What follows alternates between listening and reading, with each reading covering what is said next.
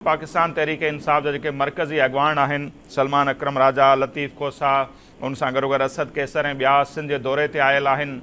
GDA जे अॻवाननि सां मुलाक़ातूं बि कनि था पिया ऐं कुझु बयान बि उन्हनि ॾिना आहिनि। हू चवंदा त सिंध में धाड़ियल राज आहे, हिते अमन अमान जी सूरत हाल ख़राबु आहे।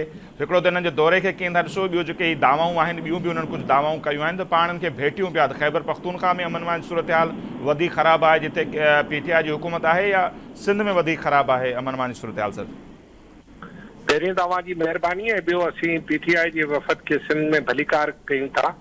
चलो देर आया दुरुस्त आया, मसे उन्हनि खे सिंध जो ख़्याल त आयो। बाक़ी त उहो रुगो ख़ैबर पख्तूनख्वा पंजाब में वठा लॻी पई, त सिंध ऐं बलूचिस्तान ॼण त हुननि जे एजेंडा में न महिरबानी करे आया। पहिरीं ॻाल्हि इहा आहे त चलो सिंध में डाकू राज आहे, खणी हिननि जी ॻाल्हि खे थोरो हिकिड़े मिंट जे लाइ मञी बि वठिजे त छा उते जेको ख़ैबर पख्तूनख्वा आहे उते दहशतगर्द राज आहे छा?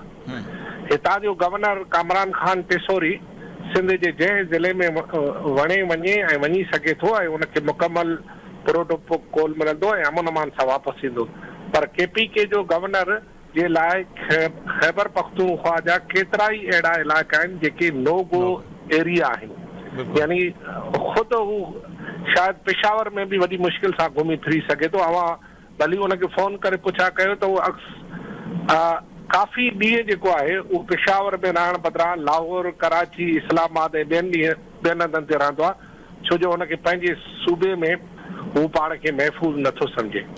ॿी ॻाल्हि इहा आहे त हाणे सभु असांजा भाइर आहिनि, पाकिस्तानी आहिनि। जेको कुरम एजेंसी में वाक़ियो थियो उन खां पोइ सॼे मुल्क में अमन अमान ख़राबु थियो। घटि में घटि सिंध जे धाड़ेलनि जे करे बाक़ी सूबे में ॿियनि सूबनि में धरना त नथा लॻनि, अमन अमान त ख़राबु नथो थिए न। इवन त पुलिस धारणा हाणे वेही थी रहे त भई असां चौकियुनि ते न वेंदासीं राति जो।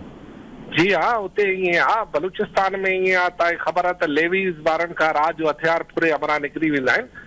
सिंध में धाड़ेल फैक्टर तव्हांखे ख़बर आहे त इहो आमिरियत जी पैदा कयल जनरल ज़िया साहब जी पैदा कयल सुखड़ी आहे ऐं इनखे हिकु मनसूबा बंदी तहत सिंध जे बेलनि में रखियो वेंदो आहे। जी खां पोइ इहो सिलसिलो हलियो आहे। बाक़ी सॼी सिंध जेका आहे उहो पुरअमन आहे। हल्का फुल्का वाक़िया त सॼी हाणे भला मिसाल ॻाल्हि अगरि BLA अची कराची एयरपोर्ट ते धमाको करे थी त भला उन में को सिंधी माण्हुनि जो या सिंध जे माण्हुनि जो त अमल दख़ल आहे।